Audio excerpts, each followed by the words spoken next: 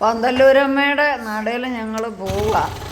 അയ്യപ്പന്മാർ പ്രസാദകൂട്ട്, പ്രാർത്ഥന, അഖണ്ഡനാമം എല്ലാം ഉണ്ട്.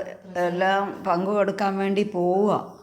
അവിടെ ചെന്നിട്ട് എല്ലാം കൂടി ആടി ഞങ്ങൾ തിരിച്ചു പോരും. കുറേ സമയം അവിടെ ചെലവഴിക്കുന്നുണ്ട്.